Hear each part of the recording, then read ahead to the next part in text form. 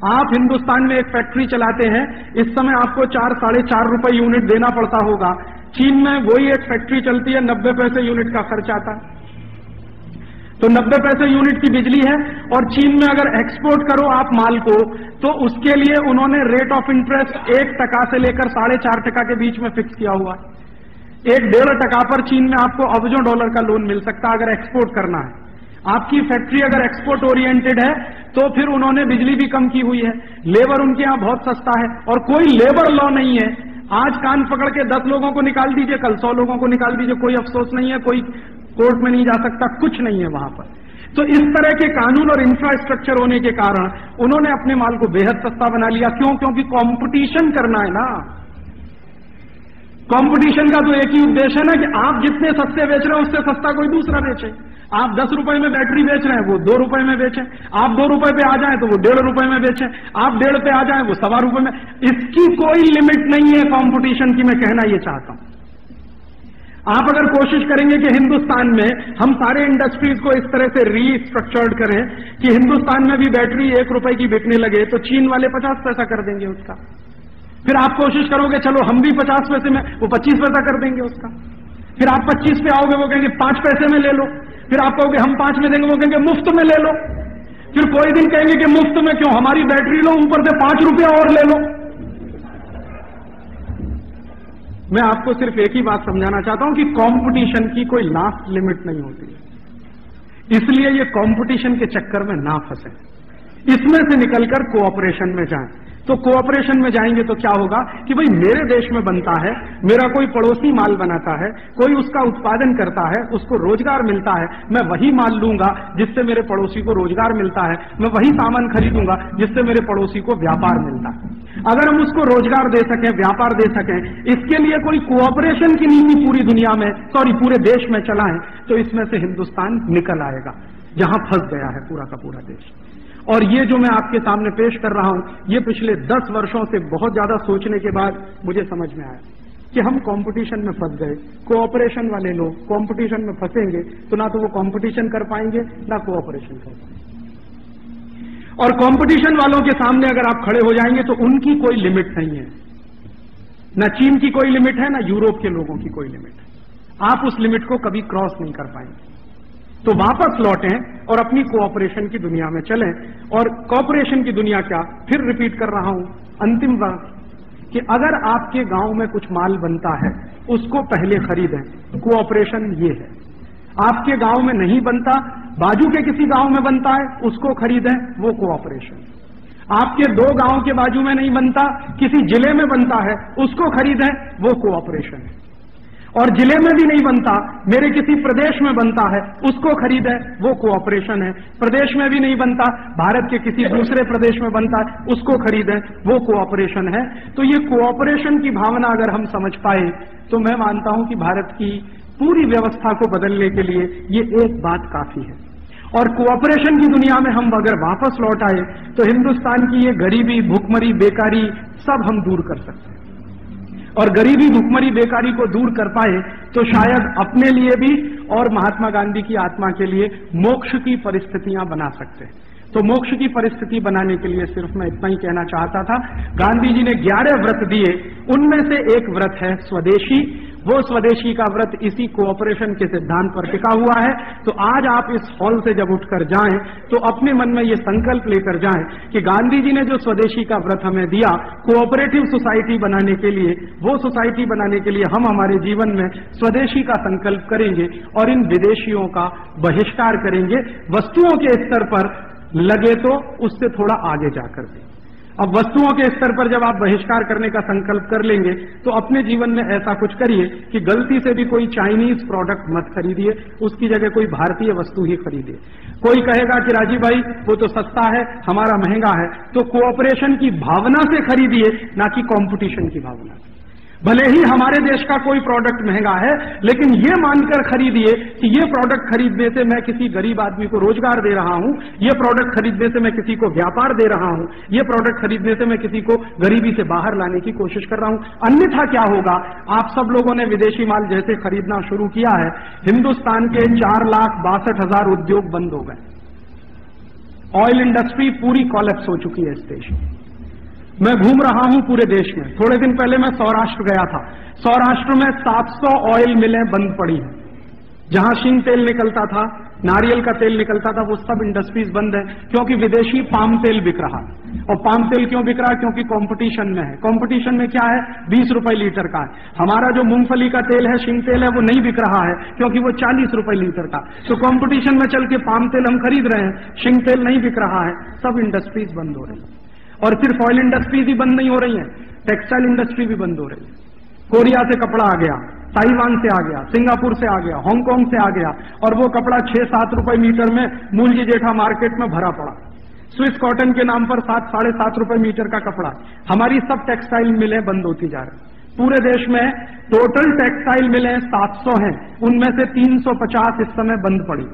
अहमदाबाद में बंद है, बड़ोदरा में बंद है, यहां मुंबई में बंद। और टेक्सटाइल मिलें ही बंद नहीं है, पूरा का पूरा ये जो पावर लूम चलाने वाली इंडस्ट्री बंद हो चुकी है। आप जाओ ना भिवंडी में, 3 लाख पावर लूम्स बंद पड़े भिवंडी में। इसी तरह से विदेशी सीमेंट आ रहा, विदेशी आयरन आ रहा है, लोहा आ रहा है, विदेशी दवाएं आ रही हैं, विदेशी जूते आ रहे हैं, कॉस्मेटिक्स के सामान आ रहे हैं। अभी तो सरकार 1 अप्रैल से इस कंपटीशन को और बढ़ाने जा रही है। 1 अप्रैल सन 2001 के बाद सरकार कह रही है कि बाहर से आने वाली कोई वस्तु पर कस्टम ड्यूटी नहीं होगी, 0 कस्टम ड्यूटी। और बाहर से आने वाली कोई भी वस्तु पर क्वांटिटेटिव रिस्ट्रिक्शंस भी नहीं होंगे।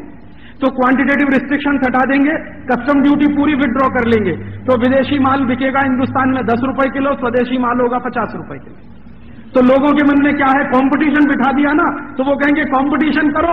अब कंपटीशन होता है 2 बराबर के लोगों में। आप इस बात को ध्यान कर लीजिए।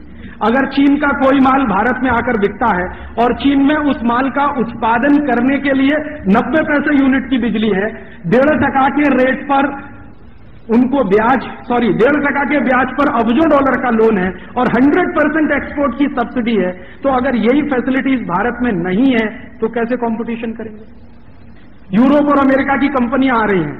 अमेरिका में जानते हैं मैक्सिमम रेट ऑफ इंटरेस्ट इस समय 4.5%। तो 4.5% के रेट पर अरबों डॉलर का लोन वो लेकर आए और हिंदुस्तान के किसी उद्योगपति को कर्ज लेने के लिए कम से कम तो 12, 13, 14% ब्याज देना पड़े, तो 1.5% का ब्याज और 4.5% का, और यहां का ब्याज 12%, 13%, 15% का, दोनों में कभी कंपटीशन होगा क्या?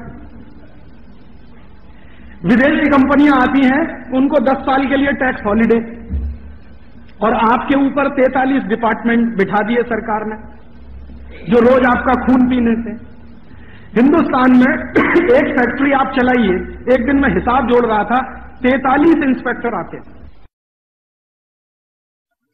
दूसरा क्या नुकसान हुआ कि आपके देश में विदेशी कंपनियों को ग्लोबलाइजेशन, लिबरलाइजेशन के नाम पर खुली छूट मिली। क्या कह के कहा गया कि अगर विदेशी कंपनी नहीं आएगी तो कंपटीशन कैसे होगा मार्केट में, और कंपटीशन नहीं होगा तो भारतीय कंज्यूमर को फायदा कैसे मिलेगा मार्केट में।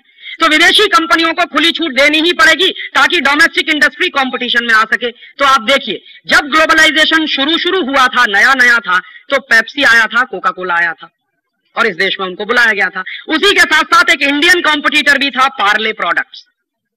तो उसका थम्स अप था मार्केट में, उसका लिम्का था मार्केट में, कोका कोला था मार्केट में, और लहर पेप्सी था मार्केट में। तो 2 बाहर से आई हुई कंपनियां थी और एक इंडियन कंपनी थी, और इंडियन कंपनी पार्ले प्रोडक्ट्स तो बहुत बड़ी है, इसके साथ साथ कैंपा भी था, चरणजीत सिंह वाला 777 जो बेचा करता था, और कैंपा के साथ साथ एक और था, गोल्ड स्पॉट। भले ही छोटी कंपनी थी लेकिन मार्केट में कॉम्पिटिटर के रूप में तो उनकी हैसियत थी ही। तो क्या हुआ कि नया जब ग्लोबलाइजेशन शुरू हुआ था तो ऐसा माना जाता है कि उस समय कंपटीशन नहीं था। कंपटीशन तो तब होगा जब मल्टीनेशनल को खुली छूट मिलेगी। तो उस समय क्या होता था, आप प्राइसिंग में पैरिटी करके देख लीजिए।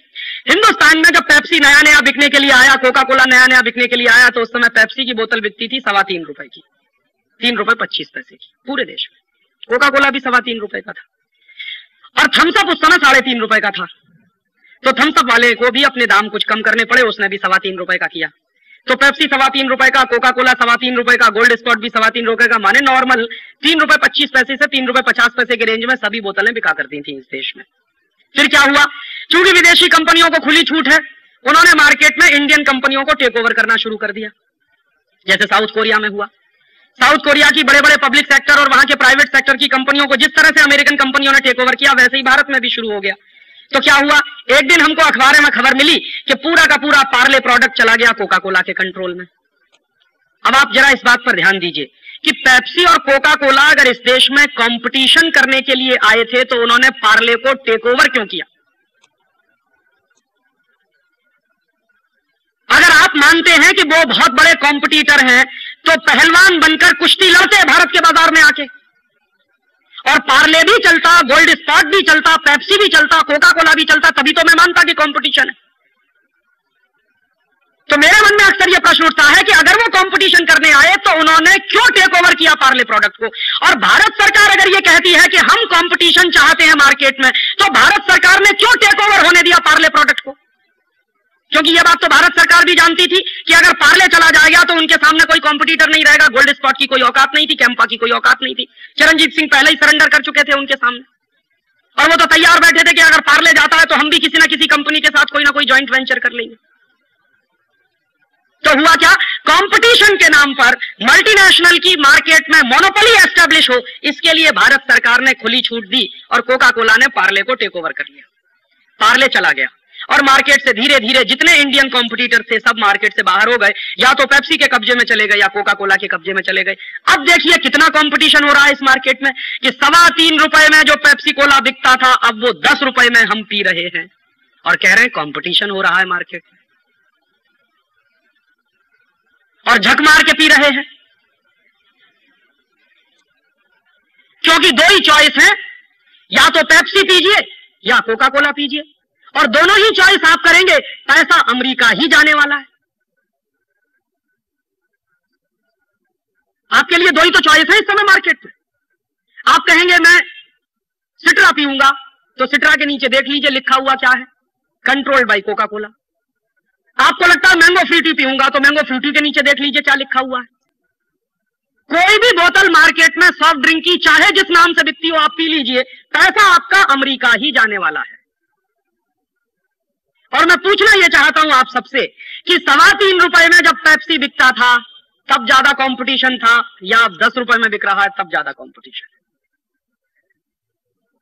माने हमने ग्लोबलाइजेशन के नाम पर इंडियन मार्केट में मल्टीनेशनल को मोनोपोली बनाने की खुली छूट दी है। ऐसे और वीडियोस देखने के लिए सब्सक्राइब बटन दबाएं।